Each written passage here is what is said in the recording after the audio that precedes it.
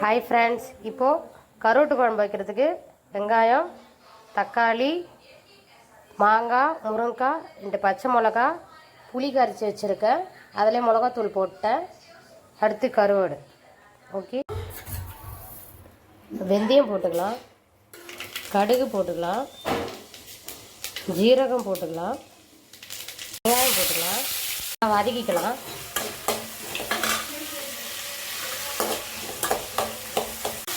பச்சை மிளகா போட்டுக்கலாம் 2. நல்லா மசிஞ்சிச்சு, வதங்கிச்சு.